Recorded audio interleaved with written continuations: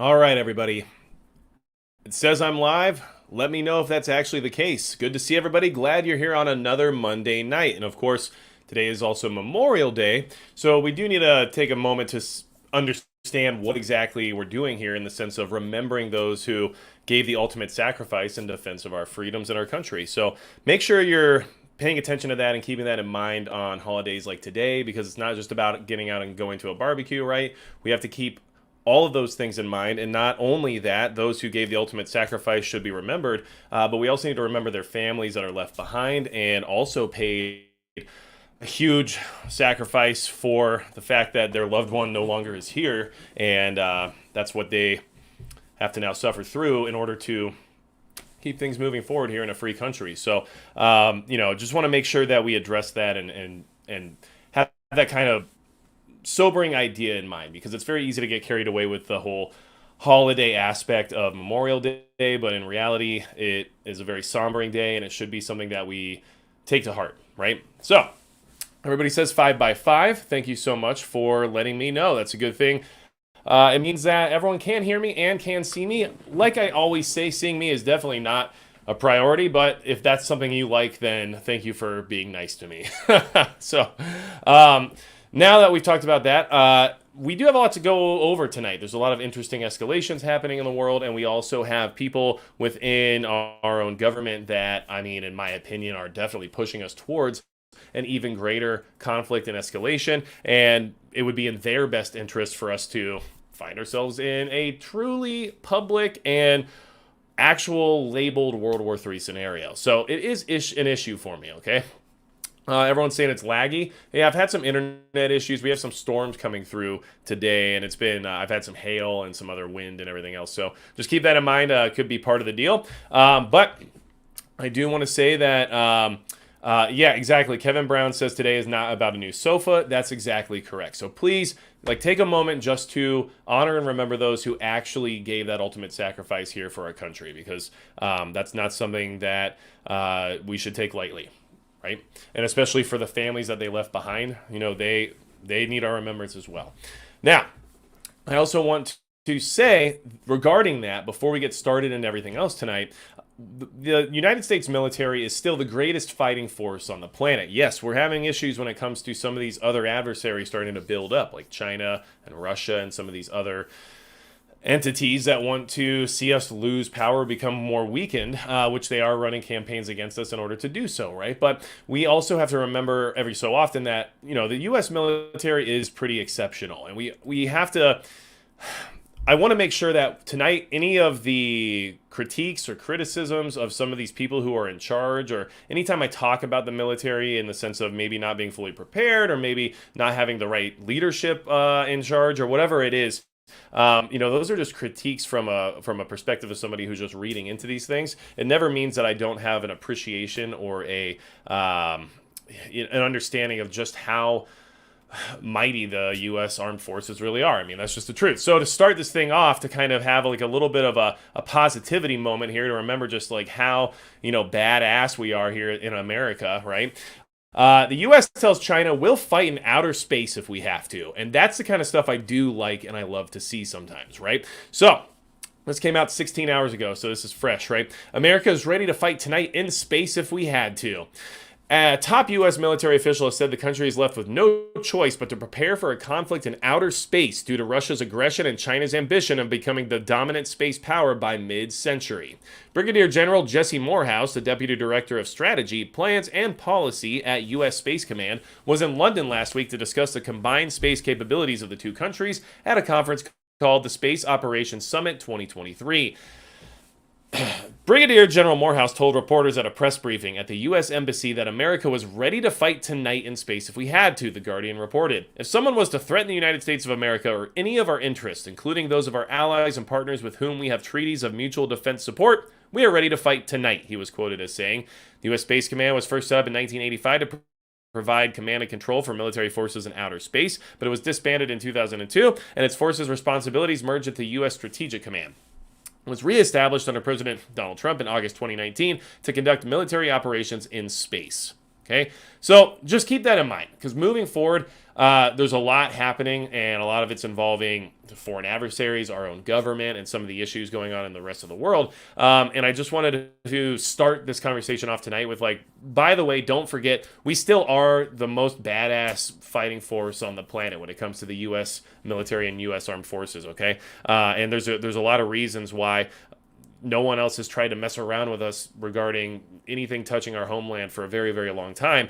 And yes, are we having issues here domestically? Of course. But every so often, we should keep in mind that, like, we're very privileged and lucky to live somewhere like the United States, where we have this military force that can protect us better than any other force on the planet. So I wanted to get that out of the way because, when you're continually worried about the way things are going in the world, and you have this level of critique, and you're being critical about those who are making these decisions, it's easy to always kind of just move towards more of a negative concept in these conversations. But we should reflect on the positives at times, right? We should definitely keep in mind that the time is now, right? And I think I was watching a Hoplophile video earlier, and one of the things he said was, right now we have all the time in the world to test out this gear and test out this equipment and get our ducks in a row, basically, right? Because we have this protection that we live under currently. And while society's still up and running, and while we still have access to some of this equipment and some of these, preps, now's the time to find out what works or what doesn't work, and experiment and swap things out and trade stuff out or upgrade or whatever it is, because there will be a time when you won't have that option if we ever find ourselves in that true SHTF situation. So I did appreciate, his insight there, which was interesting because it was on a video specifically just discussing like a base level night vision loadout for a rifle and what he settled on as his like go-to configuration. And so really it was kind of like a diamond in the rough because it had not much to do with the video, but it was a very good a point that he made and something I wanted to kind of echo here. So now, Oregon Prepping says, may the Schwartz be with you. And you know what? If you have never seen Spaceballs, I would say it's a movie worth watching. I'm just going to throw that out there, okay? Now, let's go ahead and, especially because, President Whitmore from Independence Day as a, space cowboy driving a Winnebago is definitely a good thing to watch. What's going on in the world? Why should we understand the fact that we're already in a war and it's escalating, and there's some people in power that would like to see it escalate to the point of hot kinetic conflict that's public? And when I say public, what I mean is proxy wars and special operations are happening no matter what anyone's telling us, right? We know that. But once things go full bore, right, that's when you get like the full industrial machine moving on this whole war front scenario. And that's a different type of money maker, let's just say. So let's go ahead and talk to talk to some of the people in Washington D.C. who might end up in jail sometime soon here now, right? Okay, Russia issues arrest warrant for Lindsey Graham over Ukraine comments. Now, this is where we're going to get started. And in case you don't have any background concept or anything stored away in that mind of yours about Senator Lindsey Graham, well, we're going to open up some of those possibilities for you tonight. Because there are people in our government, in our Congress, in our Senate that would like to see us literally be like in World War III. And I honestly believe this is one of those people. And he's got an R in front of his name. Regardless of what side you like to vote for, this person could lead us down a very dangerous path and has tried to many times before. So, Russia's Interior Ministry on Monday issued an arrest warrant for U.S. Senator Lindsey Graham following his comments related to the fighting in Ukraine. Now, keep in mind that this is an escalation in many ways. Issuing an arrest warrant for a sitting U.S. senator is probably not better for relations, right? Excuse me. I've got like a dog hair in my throat or something. I don't know what's going on there. That's what happens when you have 3 dogs. You just get dog hair everywhere. All right. And 3's too many. That's just my opinion. Anyhow, in an edited video of his meeting on Friday with Ukrainian President Volodymyr Zelensky that was released by Zelensky's office, Graham, a Republican from South Carolina, noted that the Russians are dying and described the U.S. military assistance to the country as the best money we've ever spent. Right? I think there's a lot of debate, especially here online, as to whether or not we should be funding this level of defense over there. And, while Americans are suffering in the sense of inflation and economic downturn, we're sending billions and billions in aid over there and escalating the situation further. So there's a lot of debate there. But according to Lindsey Graham, it's the best money we've ever spent. While Graham appeared to have made the remarks in different parts of the conversation, the short video by Ukraine's presidential office put them next to each other, causing outrage in Russia, right? Well, understand that that regime in Ukraine works side by side with Washington, D.C., so they're not doing things always, without any kind of, let's just say, oversight, right? While Graham appeared to have made the remarks, Russian President Vladimir Putin's spokesman Dmitry Peskov commented on Sunday by saying that it's hard to imagine a greater shame for the country than having such senators. Okay?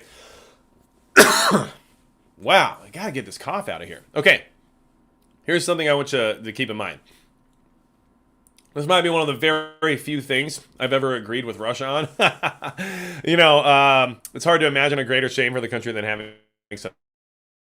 I'll talk about that here in a minute, but just because somebody has an R in front of their name doesn't mean they're a good person, right? And there's a lot of things that have happened in our country and in other parts of the world involving this person that have created a lot of issues from those actions, okay? Now, this is a tit-for-tat situation, definitely that, because we also had a very similar situation happen recently when it comes to Russia, right? So we had the ICC issue an arrest warrant for Putin over war crimes in Ukraine.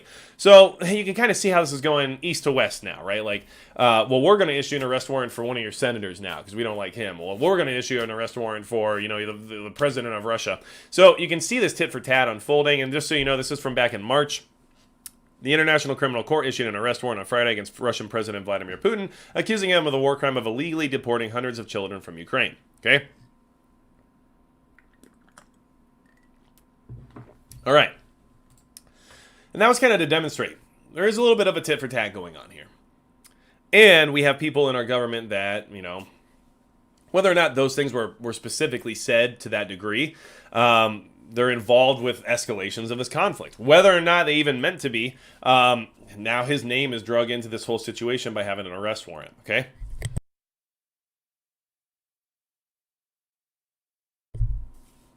I literally haven't coughed all day, and the second I go live, it's like I can't breathe. So, yeah, it's probably allergies. My yard is covered in dandelions right now. It's been storming. I haven't had a chance to get out there and mow it all down, and it is what it is. Now, Prepper Book Club. Yeah, I can say that. It's a real word. Swamp's gonna swamp. Agreed. Okay? Now, let's see how this all connects. And there will be some connections here, which will be interesting. But I just want to throw this out there because when these people's names get drug into the conversation, it validates our thought process when it comes to what they'd like to see happen. So, U.S. struggles to explain images of destroyed hardware inside Russia. There's been some debate as to how valid these images are, how valid this story is. But I'm not sure how much debate needs to be had or why it is even that big of a deal. Because in all honesty, we're sending billions of dollars to Ukraine in military hardware and equipment. We've seen it. We sent it. We gave it to them. We're sending them F-16s. We've definitely sent them Humvees, right? So even if this image isn't exactly accurate or whatever, the idea that some Ukrainians wouldn't have got their hands on some American hardware and drove it to Belgorod and tried to fight some kind of an incursion-style attack there is not very obscure. In fact, it's relatively believable at this point in time, especially based on some of the other actions that have happened within Russia as of now. So, the Russian Defense Ministry released footage showing American vehicles used by Ukrainian militants in Belgorod attack, the Russian Defense Ministry said. President Joe Biden's administration has suggested the contrary to the footage shared by the Russian military and many other images posted on social media showing U.S.-made military vehicles destroyed in the Belgorod region. The equipment used by Ukrainian militants in their latest attack on Russian soil wasn't likely supplied by Washington or its Western allies. We've seen some of the reports circulating on social media and elsewhere making claims that U.S.-supplied weapons were used in these attacks. U.S. State Department spokesman Matthew Miller told reporters on Tuesday in Washington, "I will say that we're skeptical at this time of the veracity of these reports." Okay? Like I said, they're going to deny it, but it's not that unbelievable. Even if everything's not exactly the way it seems, and even if these images aren't necessarily real images or whatever it is, American hardware is in Ukraine being used in the conflict. So, regardless, they can just say this and it like you see here in this article, they can't necessarily fully deny it. They're just saying it's unlikely or that the veracity of it is skeptical, right?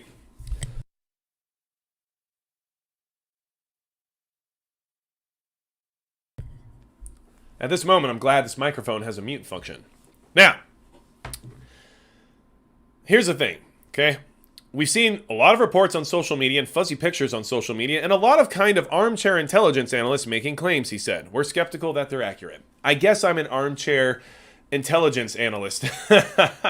No, I'm just going off of the conglomerate of information that we can receive as civilians and doing the best I can with it to kind of see where we're at in the sense of escalating towards a greater conflict. And at least in my opinion, it seems like it's getting worse.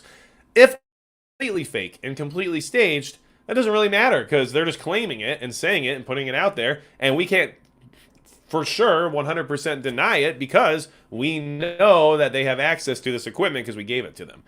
So regardless, it's an issue. But things like this have happened before. And that's kind of one of the reasons why I don't think it's necessarily out of the question, because a lot of stuff like this has happened before. And a lot of it has involved people like, I don't know, Lindsey Graham. Weird. I don't know why his name keeps coming up. Well, let's find out and let's talk about it. So, if you don't remember, back during the Syrian civil war, John McCain and Lindsey Graham call for U.S. to arm Syrian rebels.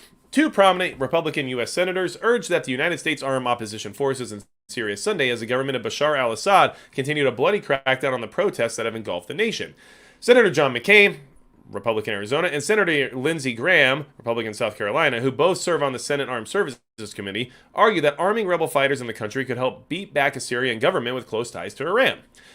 Breaking Syria apart from Iran could be as important to containing a nuclear Iran as sanctions, Graham said at a press conference in Kabul, according to the New York Times. If the Syrian regime is replaced by another form of government that doesn't tie its future to the Iranians, the world is a better place. Graham and McCain were in Afghanistan as part of a larger tour through the Middle East. The former GOP presidential candidate said that Syrian rebels needed help to defend themselves. I believe there are ways to get weapons to the opposition without direct United States involvement. McCain said, the Iranians and the Russians are providing Bashar Assad with weapons. People that are being massacred deserve to have the ability to defend themselves. So I am not only opposed, but I am in favor of weapons being obtained by the opposition, McCain added. Okay.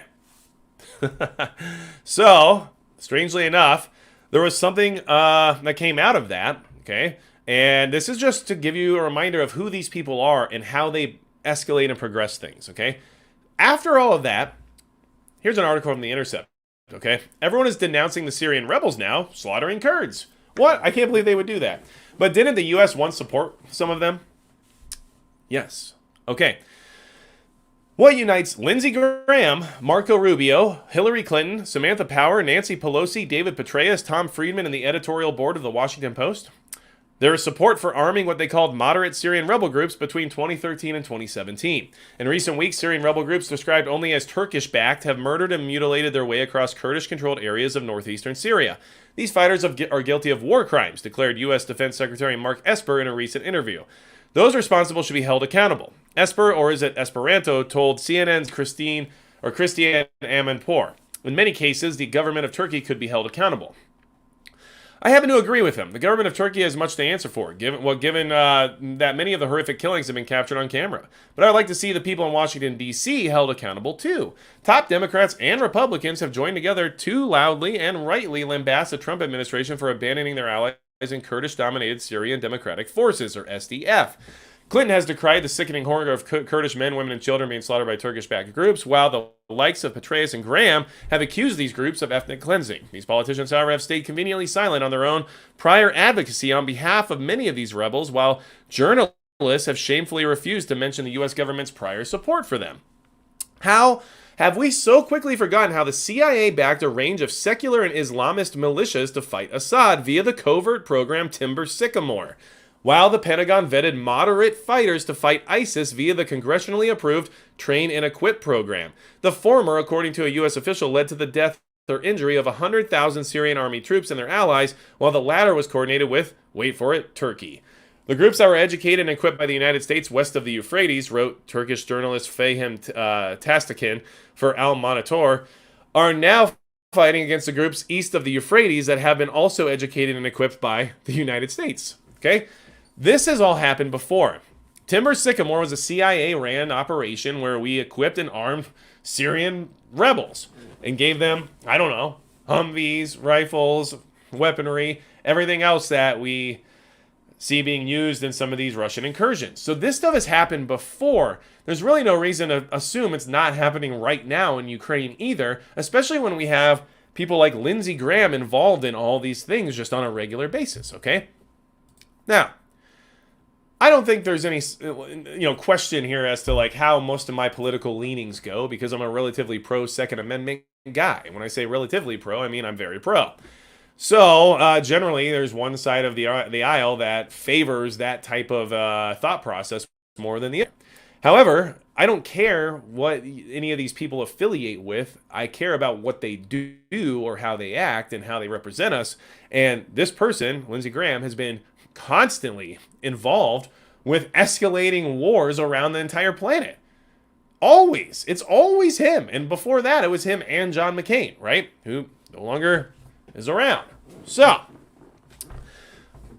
what else should we talk about? Well, let's think.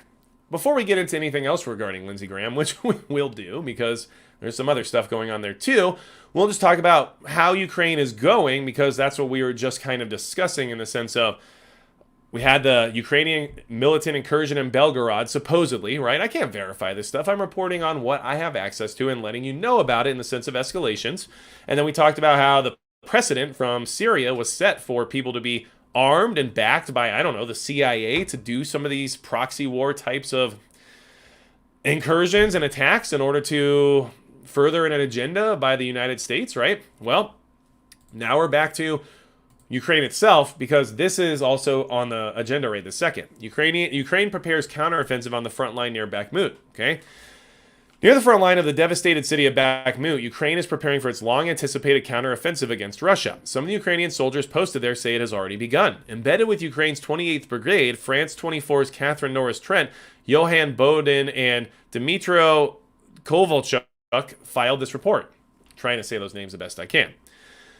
Copy that. I've got your drone and memory cards, a soldier says into a walkie-talkie. Ukrainian troops are using drones to spy on Russian troops digging fresh trenches around the now-ruined city and are preparing to hit their positions with mortars. The aim is to destroy the Russian defenses as they are being built. The drone's still looking for targets, and then we will correlate the exact position and then we'll fire, explains Kostiantin, who recently returned from military training in Britain.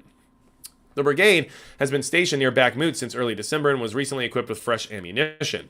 It currently fires up to 50 mortars a day and has consolidated a series of small gains over the past month, and this morning is no exception. We hit a unit of soldiers next to a small bunker, and they had just started to dig it, says senior lieutenant known as Koleso.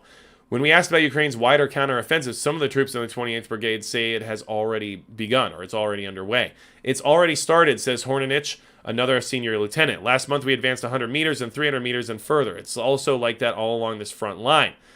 The Russians came here with lots of equipment and tanks, so you can't push them back easily. But little by little they fight on. So, just a reminder that they're still going. Like, this is still going. There is no obvious resolution in sight. This is attrition at its finest, right? We're digging trenches, very similar to World War I, right?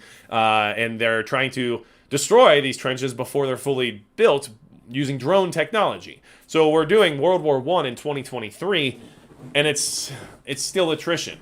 Conventional warfare is not an easy win at any point in time any longer, right? Which we've known for a very long time. I mean, not just the United States, but also Russia had a lot of struggles dealing with Afghanistan. And even though, the United States had a more successful occupation in the sense of maintaining some level of command and control there, either way, you still had insurgency issues, and you still had the fact that people with small arms were able to accomplish quite a bit with very little equipment and very little training. So that's where we're at. That's where that war is escalating to. A Cannell. Magic Prepper, I'm glad, sad I served when I did. Saw the world on 2 deployments. I pray for the fresh recruits in today's branches. Yeah, I actually appreciate that. I really do. I am glad that you served as well, and we appreciate that. But, I understand the sad part, too, because I feel like what you're referring to, and just correct me if I'm wrong, but it almost sounds like you wish you were there now to help some of these new recruits get in and be part of that culture that you were probably part of, right? So, and that's just where we're at. And I mean, I have, many friends who served, and it's something that is greatly appreciated. And they have strong opinions about the way things are going currently in our military, and I understand that. So it is kind of a difficult double-edged sword at this point in time, right? But hey, don't forget, regardless of ideology, regardless of anything, right? Race, religion, it doesn't matter. People who gave that ultimate sacrifice deserve, to be honored. So, and there are plenty of mothers, fathers, wives, husbands, children who don't have that person in their life anymore. And those people need to be taken care of as well. Okay, now, where else are we at? Well, just so you know, there's a little bit more we can talk about regarding our friend Lindsey Graham here. I say our friend. Biden announced his deal to avoid default, urges Congress to pass it. So, I did mention in the video I put out about the debt default as well as the pistol brace ruling that I assume the debt default would be avoided because they always magically figure it out at the last hour and they come up with some compromise that rams some kind of national intelligence security nonsense into the bill that means they can spy on us in our bathrooms or whatever it is. So yeah, they always figure out a way to get it through because it's just one more way to sneak some stuff in at the last minute. But they have a deal. It doesn't mean it's gone all the way yet. Okay, a bipartisan deal has been struck to raise the country's debt ceiling. President Joe Biden announced Sunday evening while urging Congress to pass the legislation to ensure the United States avoids defaulting on its financial responsibilities. It takes the threat of a catastrophic default off the table, he said. It protects our hard-earned and historic recovery. Yeah. During his remarks to the press from the White House's Roosevelt Room on Sunday evening, Biden called the agreement he made with House Speaker Kevin McCarthy D, California. Pretty sure it's an R, but I guess maybe the people who wrote this article just saw California and immediately thought D, right? A compromise and good news for the American people. The agreement prevents the worst possible crisis, a default for the first time in our nation's history, he said. The agreement now goes to the United States House and to the Senate, and I strongly urge both chambers to pass that agreement. Both chambers. Because you have to deal with the Senate. Well, who's in the Senate? I don't know. Maybe there's a guy in the Senate called Lindsey Graham. Lindsey Graham on debt ceiling deadline. I will not be intimidated by June 5th. Republican Senator Lindsey Graham delivered a clear message regarding the tentative debt ceiling deal reached Saturday by House Speaker Kevin McCarthy and President Joe Biden. And here the Washington Examiner said RCA for Kevin McCarthy because I guess they realize that there could technically be Republicans in California, right? Which there are many, actually. Trust me on that. The South Carolina lawmaker said, not only will I vote no, I will not be intimidated by June 5th on Sunday during his appearance on Fox News Sunday. Graham was highly critical of some of the spending measures included in the debt ceiling compromise. Specifically, he highlighted what he called a marginal provision to reduce the number of IRS agents at the expense of the United States Navy. Now, I don't necessarily disagree with that, right? The Biden defense budget takes the Navy from 298 ships to 291 at a time when China is going to increase their Navy by almost a third, he claimed. We should raise the debt ceiling, but we should not cripple the military's ability to defend the nation as a trade-off, Graham added. Spending below inflation is not fully funding the military. Cutting the size of the Navy only helps China. Okay? Now, here's a couple of things I want you to take from this. First off, I think, let's defund a whole crapload of the IRS. Like, we don't need all those 87,000 agents or whatever they hired, right?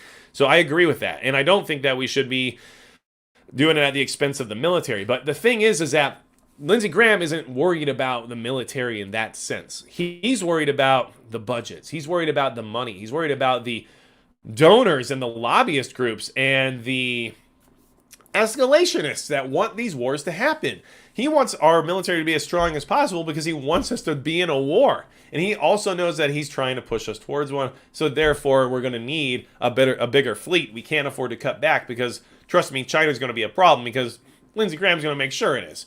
Look, these people definitely have an agenda and have a financial agenda for why they want these things to happen. And this guy is basically saying that he'd rather see us default on the debt than not get his way.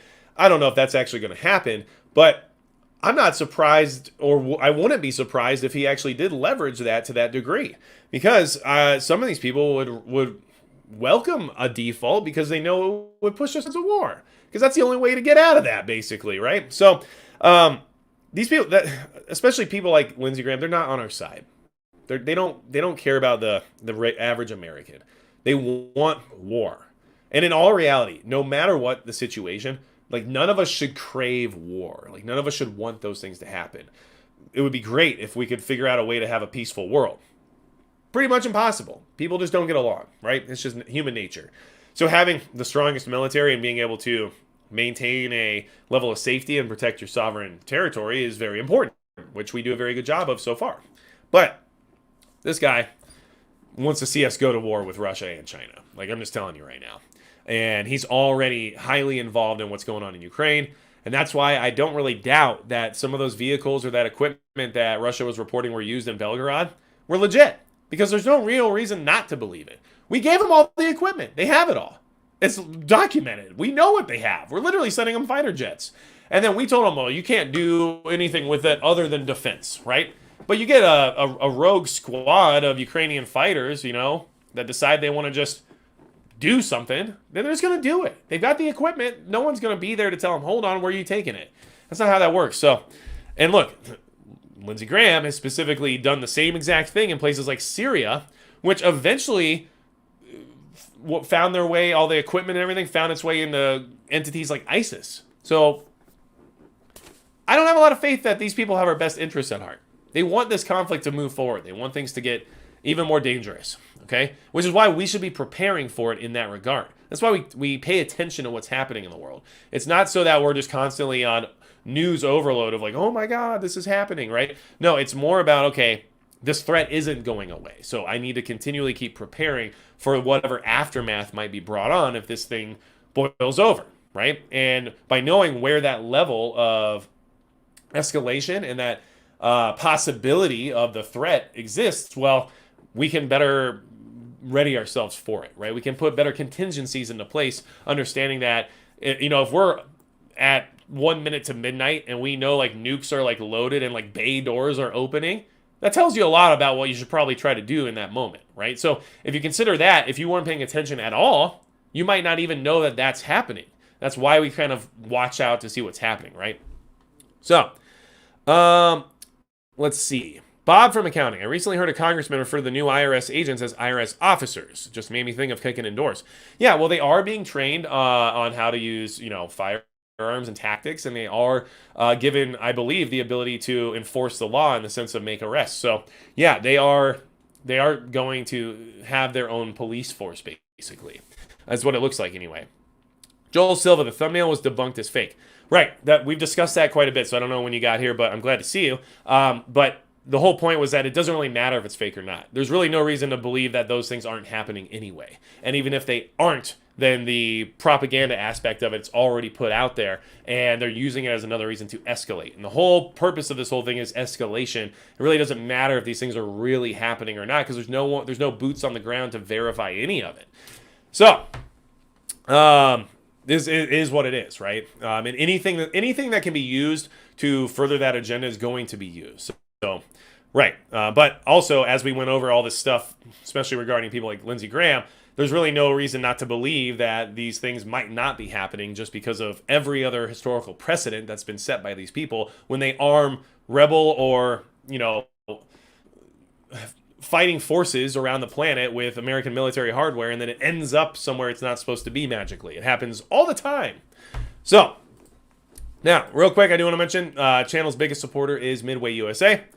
Really appreciate what they do for me here. They're awesome people. You know, when I talk to them about ideas and stuff that I'm trying to come up with, it's very honest and it's very relaxed, and I appreciate that about them. And that's the thing. This isn't one of those things like I don't regularly get sent a bunch of like free stuff just to be like, hey, show everybody this. And that's not how it works. Like I basically decide what it is I think would be good for the preparedness community or what I think would be cool to test out. So just so you guys are aware, that's how that works. And I like having that transparency here with you all. When you see something that I've gotten from Midway, it's because I chose to receive it, not because it was just sent to me, okay? Because I do think that there are some things we should pay attention to or try to accomplish based on some of the gear that we can acquire now while we have the time, right?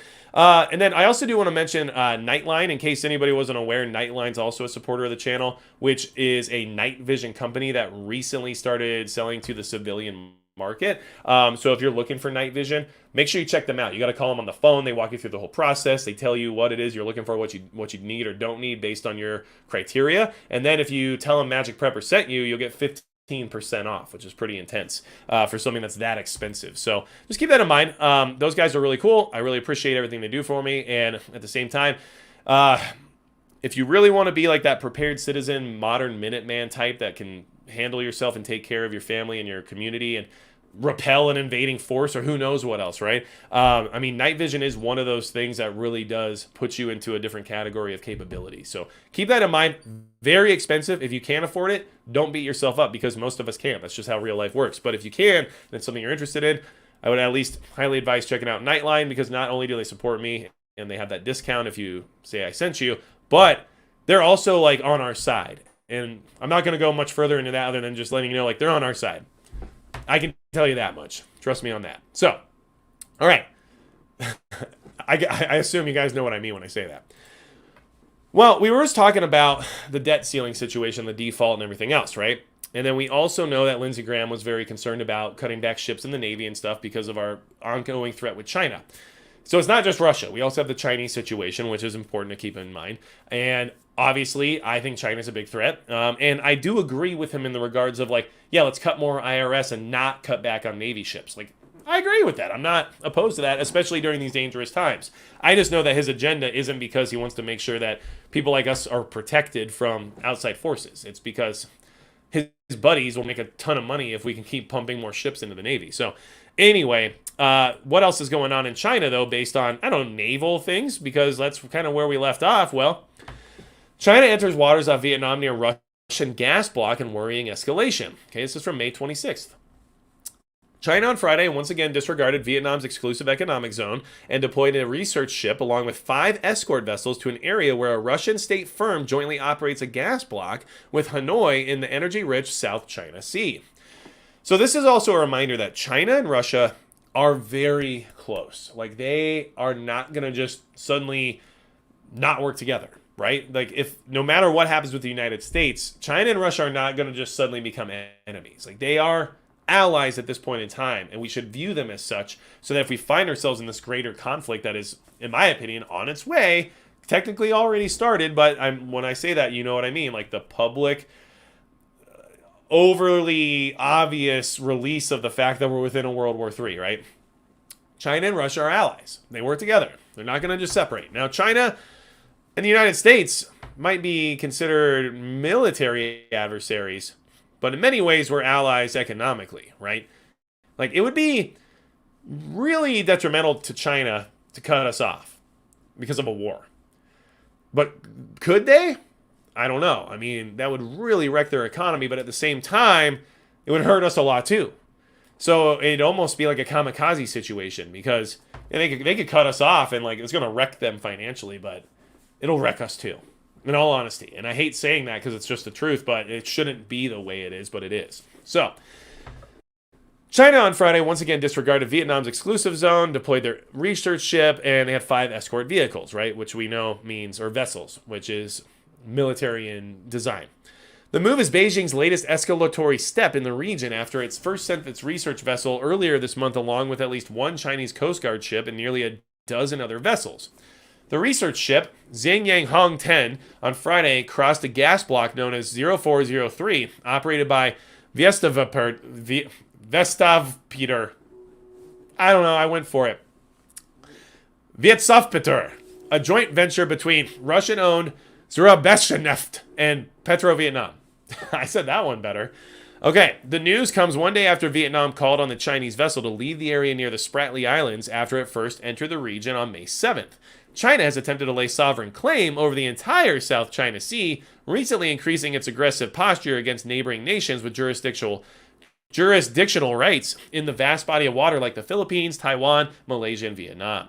Vietnam on Thursday issued a rare public statement demanding that the Chinese vessels leave the area after they crossed Block 129, which is also operated by Viet Gazprom. I guess I said it right.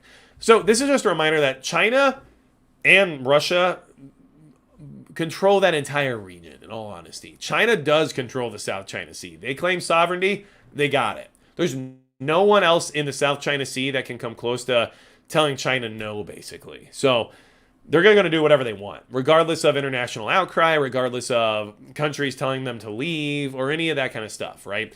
So keep that in mind, okay? Now, them working with Russia is also a big deal because that means anywhere China claims that they own, basically, Russia has access to as well, and vice versa.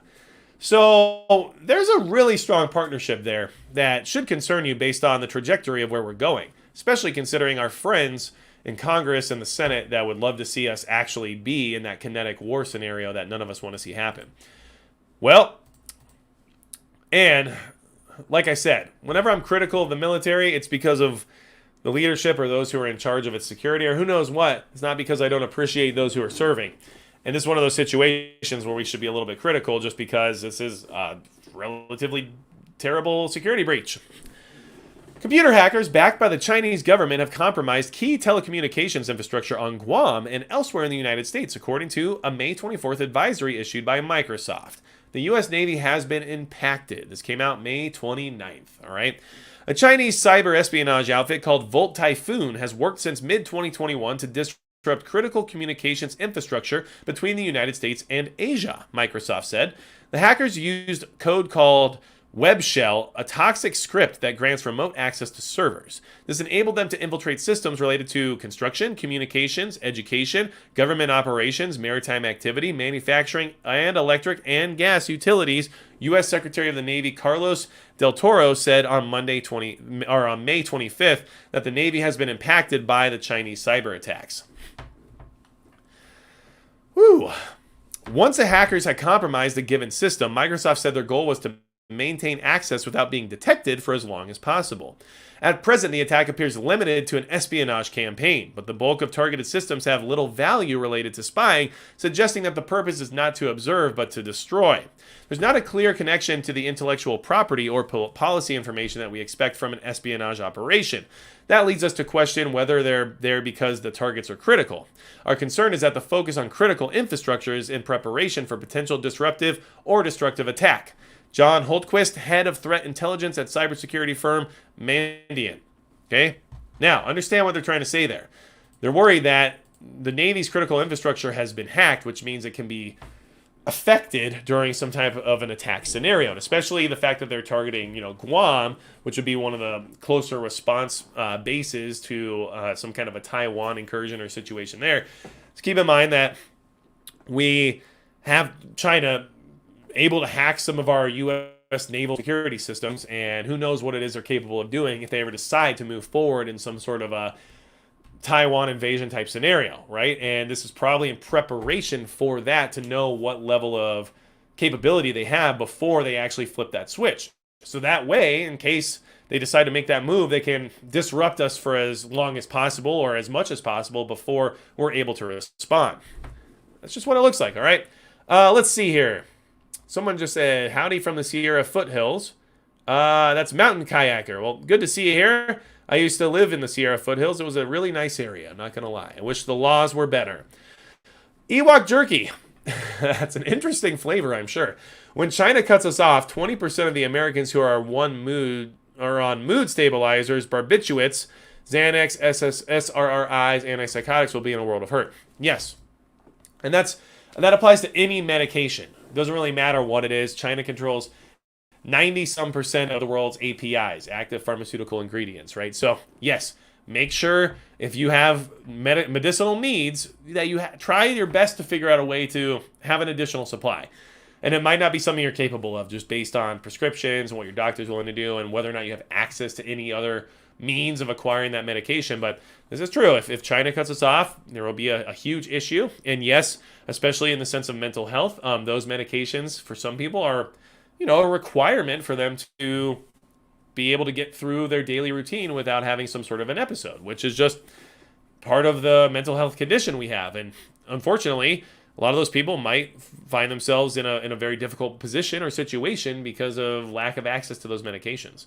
And there's been a lot of concern around that in the preparedness community and in any type of conversation regarding SHTF and things of that nature, because there is that element of society that relies on those drugs to have their mood maintained to a certain degree, that might become unstable or even, to a level of being dangerous without those medications post some sort of an emergency scenario. So that is something we have to kind of keep in mind and watch out for.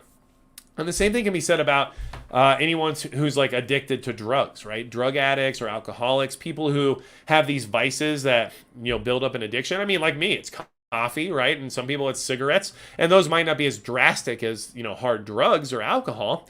But there will be people who will be dealing with withdrawals and willing to go to great lengths to try to get that fixed during an emergency situation. That can be very, very dangerous, because even right now, people who are addicted to things like crack or meth, they're willing to do horrible crimes in order to make just a quick $5 so they can get another hit, right? So imagine an entire population of those types of people affected by it during an emergency scenario that lasts for a long time. It's going to create a lot of dangerous situations.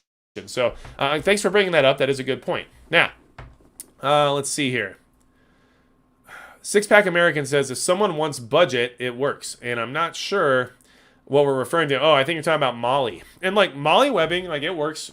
It does what it's supposed to do. And that's the thing. I mean, a lot of people write that up. I mean, it's just like Alice gear. I mean, Alice gear works too. It does what it's supposed to do. If something's designed to do something and it does that, then it works, right? Are there newer, fancier things that are used, like better technology and stuff? Sure. But man, I mean, some things still just work regardless. And that's one thing that I'll be touching here on the Bob from accounting. Yeah, crack is still a real thing. Trust me on that. I mean, I guess you're not really into hardcore gangster rap like me, but yeah, crack is still on the table. Trust me on that one, bro. Okay, so but agreed. And one of the videos I'll be working on here in the future is about some military surplus gear, because some of this stuff, even if it's from like the 70s, the 80s, all that stuff, it's still good to go. It still works, and it's very affordable. So for some people, that might be the best bet to get something that actually works and has a level of capability that they wouldn't have otherwise for a relatively affordable price, right? You don't need like the most expensive tactical gear out there by any means. If you can afford it and you want it, go for it. But there are things out there that are affordable that do a lot of what those things do, maybe in a more rudimentary fashion, which is fine, because how much are you really going to need it? Now, let's see here. Now, let's get into what else China's doing. So I think I've done a pretty good job, at least in my opinion. So maybe you guys can tell me in the chat. Maybe I've done a horrible job. I don't know. But I think I've done a pretty good job of bringing this whole unconventional fifth generation warfare concept to the preparedness community to a degree, right? There's those out there who analyze it much better than I do. You have people like, Monkey Works or S2 Underground, or people of that kind of genre that are much more technically inclined than I am, and much more involved with some of that intelligence process to kind of let you know like the ins and outs of these things that I just don't have the experience to be able to do. But I have tried to bring it to your attention as it being something we're currently dealing with in this country in many different ways. And I think that it's an important aspect as to what we are all watching unfold here on the planet. But this article, man, this really hit home when I saw this, and that's why I wanted to share it with y'all, because it's about China and what they're planning for us here in the United States in many ways. And when I say planning, I mean like already doing, okay? But this article came out May 26th, and I mean, it's from the Japan Times, and it just goes right to the point, like right in the course of the last few months. Winning without fighting. Why China is exploring cognitive warfare. This is important. This is actually like what's happening. I'm not like just saying like, oh, this is a theoretical conversation. No, this is like legitimately what's going on. Just so you're aware. I want you to be in the know of this kind of stuff, because it helps kind of open your eyes to maybe things that don't seem out of place, and then you realize maybe there's more to it, okay? With the U.S. and its allies rapidly bolstering military capabilities around Taiwan, a successful Chinese invasion, let alone an occupation of the self-ruled island, is becoming an increasingly difficult proposition. But with the Chinese People's Liberation Army increasingly focused on intelligent warfare, a reference to artificial intelligence-enabled military systems and operational concepts, experts warn that Beijing could eventually have a new card up its sleeve: cognitive warfare. The term refers to operations based on techniques and technology such as AI aimed at influencing the minds of one's adversaries and shaping their decisions, thereby creating a strategically favorable environment or subduing them without a fight. The PLA has not stated how it intends to use AI to control human cognition, said Koichiro Takagi, an expert in military information technology and fellow at the Washington-based Hudson Institute think tank. But there is an active debate in China about cognitive warfare and how its development would have great appeal to Chinese policymakers, particularly in helping bring about victory in Taiwan without using conventional weapons. Just how important AI has become for China's national security and military ambitions was highlighted by President Xi Jinping during a rare Communist Party Congress last October, where he emphasized Beijing's commitment to the development of AI and other cutting-edge technologies. Not only does China plan to become the world's leading AI power by 2030, Beijing has also turned to a military-civil fusion strategy to achieve this. Both the US and Chinese militaries are working toward integrating AI into three common areas: information processing, unmanned weapons, and decision-making. However, Beijing is taking the technology one step further by exploring its use in cognitive warfare, which some Chinese military experts say will likely become the next most important battlefield after the physical and information space. According to an article published last August in the PLA Daily newspaper, cognitive warfare has become an important tool in the game of great powers, as all parties strive to achieve political goals in a relatively controlled manner. The article goes on to say that there is therefore not only urgent, but also of practical significance for the PLA to gain insight into the characteristics and development of cognitive operations in order to win future wars. This means the PLA is actively looking at cognitive operations as a new warfare domain, alongside land, maritime, air, cyber, and spatial. This puts AI to a very different use than most American and allied discussions have envisioned, Takagi said, referring to how China could try to influence the thinking of decision makers, military commanders, and the general public in rival countries. For instance, Beijing could use social media and other means to spread disinformation, including via deepfakes, and manipulate public opinion in Taiwan. It could also try to discredit U.S. efforts to support Taiwan, Takagi added. For this to happen, China would not only need to develop the necessary cyber, psychological, and social engineering capabilities, but also amass a great deal of detailed personal information. Hold on. Let's read that one more time. For this to happen, China would not only need to develop the necessary cyber, psychological, and social engineering capabilities, but also amass a great deal of detailed personal information. I have no idea if they've been able to do that or not. I mean, I don't know. With all these social media apps and all this internet trade that happens between the US and China, I don't know how much personal information they could possibly have acquired by now. But it sounds like a lot. Takagi, who has studied AI and data mining, says China has already collected a massive amount of data on government officials and ordinary U.S. citizens, ensuring a foundation for influencing people's perceptions. Listen, that article is spot on, but the one thing it got wrong is that they're working on this. Like they're trying to achieve it. They're already doing it. When governments like China, when the PLA and Beijing say, we're hoping to have this technology, and we're hoping to have this capability, and we're hoping to use this in the future, this cognitive warfare, like that is cognitive warfare, right? Let's tell everybody we don't have it yet so that they know that it might happen in the future while we're doing it right now. So that way they don't think that it can happen right now because they think we don't have it yet, right? So this is what they're doing. Okay, it is 100% on the table, happening right now. Oh, and don't forget that assertion that America and our allies aren't using AI to that capability, but are somehow magically aware of that capability and don't think it's a big deal. That's a lie too. We're also going to use it 100%. So yeah, welcome to cognitive warfare. Here we are, and now it's legitimately in the press, out there for you to just read about, for them to tell you about. So, you are in denial. The old Army Canteen Cup, stainless, has the best handles. Don't get too hot and lock open. Yep, I like the old Army Canteen Cup. Definitely a good way to go. Stainless is a good way to go. I am testing out a new Grail water filter, one of their titanium presses, which is pretty cool because you can remove the outer shell, and since it's titanium, you can use it to boil water, cook food. I like it. And then you have the Grail aspect of being able to filter water wherever, whenever, and it filters just about everything out, even viruses. So should be pretty interesting. We'll see how it goes. We'll see if I want to drink some of that weird pond water I have in the front of my property where somebody dug like, I don't know, like a motocross ramp with a moat. Pretty cool, I guess, except for I don't motocross, so I just have a moat for no reason. Now, let's see. The dude says there were weapons of mass destruction in Iraq. Yeah. Yeah, exactly. So that was a good one. They let us know that quite a while ago. But, yeah. Anyway, but that's where we're at, okay? So what else is going on with Japan? Well, a lot of stuff happens in Asia, and this is something you should be aware of as well. Japan puts missile defenses on alert as North Korea warns of satellite launch. This is from literally today, literally 4 hours ago. Japan says it will shoot down any threatening North Korea projectile. U.S. South Korea say planned launch violates UN resolutions. Pyongyang satellite would follow Seoul's rocket launch.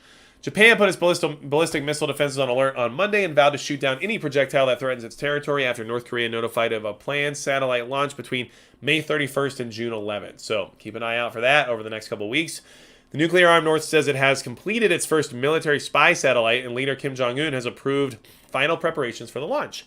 It would be the North's latest step in a series of missile launches and weapons tests in recent months, including one of a new solid-fuel intercontinental ballistic missile. Okay?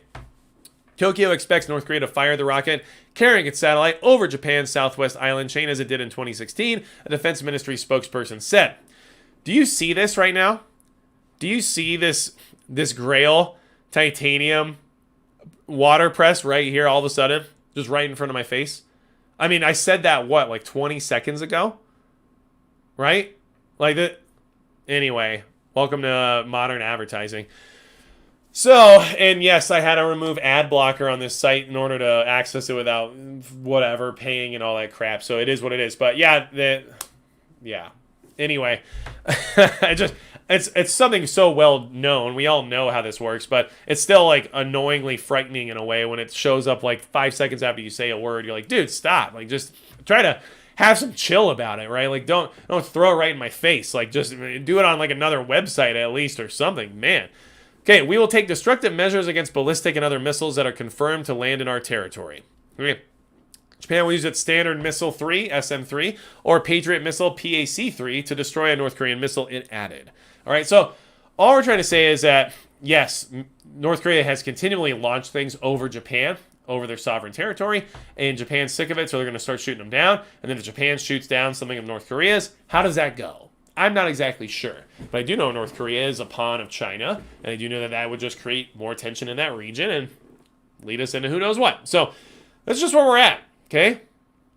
Glock Knuckle 69 says, try thinking it instead and see if it reads minds. I will do that because I think you're right. And that will be an important test to kind of see just how far this whole thing has gone. But yeah, no, it's just how it is, right? Let's see. Misfit 138. Hey, Magic, what kind of boot brand do you think is good for long days of outside work? Well, I've been running Danner, and I think Danner boots have been pretty solid. I've also got some Red Wings, but my Red Wings are more like work boots in the sense of flat ground. They have the bottoms that are more for walking on cement all day. So I don't really have a lot of experience with those just outdoors. But I like my Danner boots. Let's see. What is the ones I just picked up called? Crap. I gotta find out because honestly, they're the best slip-on boots I've ever worn, which is something I don't get to do very often because I have narrow feet. But they're good boots, and I'm just trying to figure out what were those called. But anyway, definitely something I would suggest in the sense of a brand. I like Danner.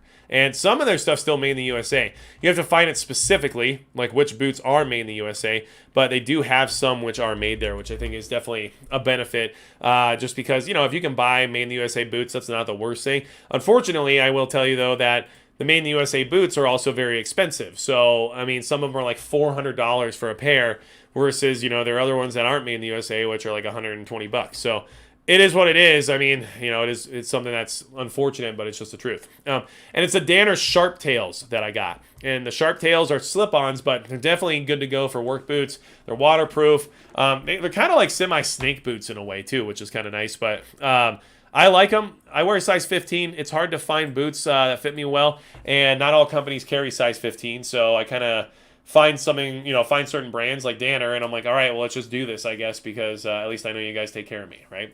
So, Durgan, Grail Titanium, $200. Nope. Yep, I mean, it's expensive. Titanium's not a cheap material by any means, and something that's new is generally going to cost a lot. So, it is what it is, but it all depends on where you're at and what you're willing to spend. That's just how life works, right? Weight Loss Prepper, I'm here, Magic, and I'm glad you're here. Thank you so much for sticking around or for just getting here or whatever it was. So, I appreciate that. Now, let's see. I do want to mention, too, if you guys are interested, I do have the old Subscribe Star. It's just $5 a month, which I understand if you don't want to spend that, because that's just totally unreasonable in many ways. But if you do want to, because you want to support the channel in a way other than through what you guys already do, which is by liking, subscribing, doing all the YouTube stuff, I appreciate all of that. Everyone who shares these videos, especially these live streams, thank you so much for that. The exposure doesn't just help get the message out, it helps keep the channel moving forward, because in all honesty, we're not really in the best genre for all that additional like YouTube support, right? Like we're not everybody's best friend when it comes to that. If I was making cat videos or prank videos, I'd probably be doing a lot better, but that's not really my cup of tea. So I do have the Subscribe Star. There's some good stuff there. You guys can check it out if you want, but I just think that's a cool thing that's kind of like niche and also like a little club, I guess is the best way to say it. But I put up some exclusive videos there. I also do a preparedness incentive. So like this month, I'm giving one of the Subscribe Star members a Streamlight headlamp. We discussed in one of my recent videos about like bare minimum preps in different categories. And I appreciate all the suggestions that were given on that video as well. So that's something I really like about the Cherokee Survival. You're good. Don't worry. I appreciate you trying to make it anyway. I really do. But I try to go back to basics every so often, because it's hard to remember that sometimes like there's still brand new preppers out there, right? And if you don't make newer content for the brand new preppers, it doesn't show up necessarily, right? So it gets buried and it's old and it's not being suggested anymore. So every so often, I try to go back to basics. And with that one, I went like really basic. So I did appreciate a lot of the suggestions, and I just want everyone to keep in mind that, yes, your environment and your situation is going to change some of those suggestions no matter what, right? If you literally live like in like a trailer that's out in the woods, then yeah, some of the things you're going to need for that is going to be a little bit different versus somebody who lives in an apartment in the middle of New York City. That's just how it works. So I do appreciate, though, this community constantly being like, hey, what about this? Or maybe you should have this, or I think it's a good idea to add this. Like, perfect. It's exactly what we should be doing. And I learn all the time. So for example, Beretta Vandy. So 16 extra wide is an impressive shoe size, but shopping for a 15 narrow, I would actually say was probably more difficult. Because like generally these companies assume size 15, you must have a super fat giant foot. When in reality, I'm like, no, I got like skis, man. I don't know what happened. So, All American Prepper. Well, I appreciate you coming back and rewatching. I definitely do. And Tracy Mickle, good to see you as well. Thank you for being here. So, all the suggestions, everything this community does, it's important, and I take it to heart as well. Just so you know. So, for example, my bug out bag video where it was like, here's like my inch bag, basically, like the I'm never coming home bag. A lot of great suggestions there. And look, have I been a hiker in the past and outdoors and everything else? Yeah, of course. But have I recently? Not very much, because I have a young family, and it's hard to just say, hey, young family, I'm going to go live in the woods for a week, have a good time without me, right? So, yeah, I don't get out as much as I used to be able to test out some of those things in that long-term scenario. I don't, and that's just real life. So that suggestion and that advice that I get from the community is taken to heart and well taken. And so this summer, I'm hoping to do kind of an update as to what I changed and the changes I made based on the feedback from the community, because then I can share that with everybody as maybe being better than what I originally put out there, right? So I guess I'm just trying to say I appreciate like all of that, even if it makes me feel stupid sometimes, because who cares? I'd rather be better prepared and have better functioning equipment than just think that whatever I have is the best because of bravado or pride, right? And yeah, I that bug out bag has changed and will be changing further, and then I will share those changes with everybody just to let you know that, like, yeah, I actually do take your feedback, I take your critiques, and hopefully the things I changed give other people some good ideas too as to what they might want to consider. So this is what I try to do. Now, Bob from McCain, you couldn't finish those TPS reports because if that's the case, I'm gonna need you to come in on Saturday, just so you're aware. Hey, Kevin Ramsey, good to see you. I appreciate it. Suburban Prepper. That'd be a great video idea. It's something that does not discussed much in the prepper community. How to handle younger children in SHTF. Well, here, one thing I'll share with you right now, just so you're aware, is that it changes your plans quite a bit. People will be like, hey, you're not going to be able to ruck 20 miles with that 65-pound pack very easily. I'm like, you're right. But at the pace of some young children, I probably will be able to. Because I'm not going to run, and leave my family behind. So yeah, some of the restrictions that I have to work with based on our family makes it so that certain things don't matter as much, right? So I don't have to hoof 20 miles in a day because nobody else will be able to keep up with me then, right? So, and then I also need to carry additional equipment because I can't expect my kids to do all of that for me. So there's just a lot of those things that go into the equation. It's very individual, as unfortunate as that is, because I would love someone to just tell me, here's the exact best thing you can do no matter what. Great.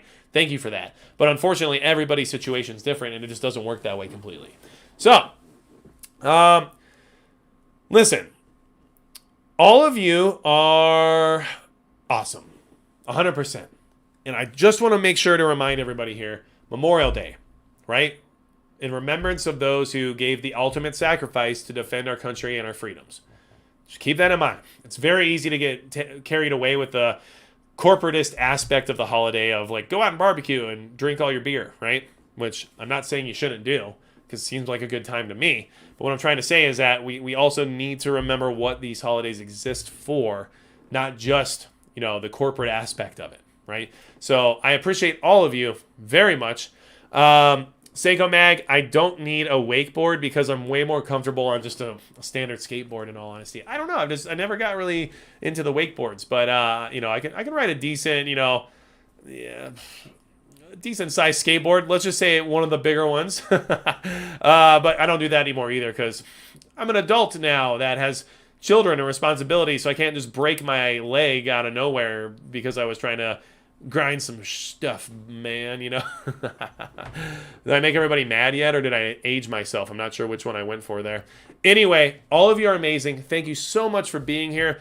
I will go ahead and drop that subscribe star link in the chat just in case anybody's interested. You also do get some special Discord privileges and stuff by doing that, so I try my best there.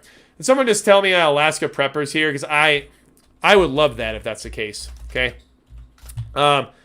But if he's not, either way, Rudy's awesome. And if you do like prepping channels, make sure you check out Alaska Prepper, because even if you don't like everything he says, you should like him, because Rudy's an awesome person. So regardless of how you feel, just go hang out with him anyway. Besides that, that's going to be it for Magic Prepper. Thank you all. I really appreciate it.